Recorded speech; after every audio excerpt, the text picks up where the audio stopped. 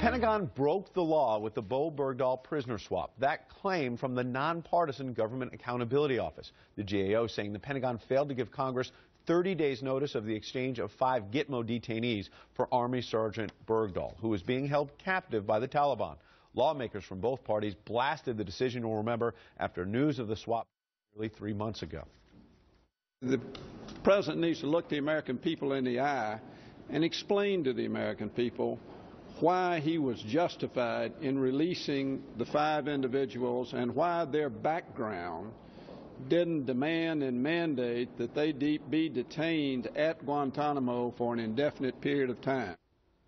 Joining us now live, Congressman Trent Franks from the House Armed Services Committee. Good to see you, Congressman. I wonder, what can you do now? This nonpartisan branch says the Pentagon broke the law. Is everyone in Washington just going to say, okay, well, we learned that now, they broke the law, and just move on?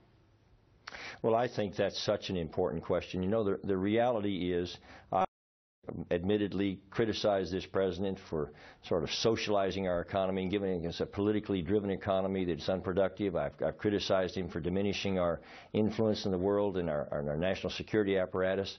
But the most dangerous thing this president has done is he holds himself unconstrained to the Constitution or to the truth or to his own words or to the law. And that is profoundly dangerous, because if that somehow causes future presidents to do the same thing and disseminates generally into the government, then I've got to tell you, Ed, Congress should admit that the Founding Fathers' dream is dead.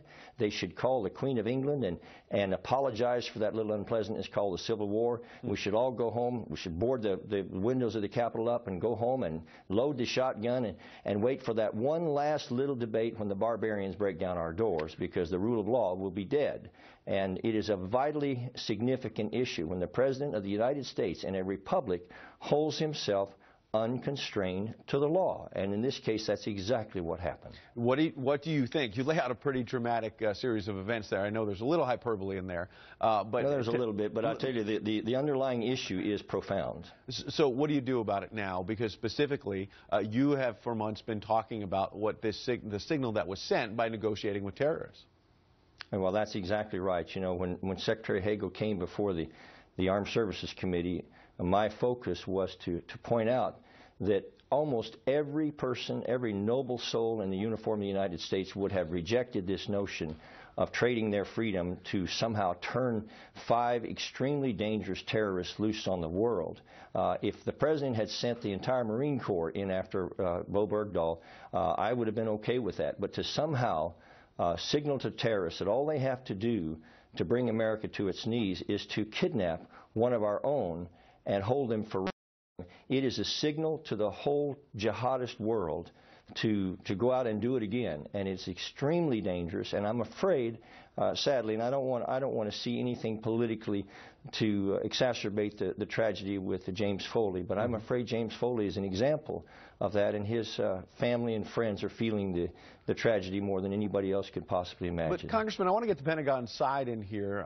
Admiral John Kirby put out a statement last night saying the operation to retrieve Sergeant Berghdal was lawfully conducted. He didn't say that he notified Congress, but the operation itself was lawful, and that was also the judgment of the Justice Department. Nothing has changed about our view that this was a lawful recovery operation. Now, you mentioned James Foley and that awful beheading this week. Does the Commander-in-Chief not deserve some latitude? I understand what the law says about the 30 days notice, but some latitude to bring back Sergeant Berghdal safely, as he did, to make sure he was not beheaded.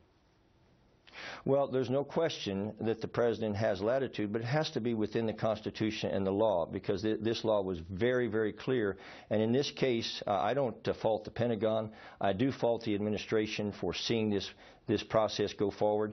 And I have to say, I know the President's, as you mentioned, his default position is that the Justice Department said that it is okay. And another little element of hyperbole here, to somehow ask Eric Holder to decide what's legal is a little like asking a blind man to judge your art contest. And the reality is this was profoundly outside the boundaries of the law, and it has significant implications for our men and women in the future. And I'm afraid that we've sent the message to the terrorists again that this President will vacillate and not do what's necessary in times of crisis. And it just brings a smell of fear to their nostrils, and they are supercharged in this terrorist mindset. And it's something that we have to get a hold of as a people. Congressman Trent Franks joining us live from Arizona. We appreciate your time, certainly laying out the stakes pretty starkly there. Good to see you. Thank you, Ed, very much.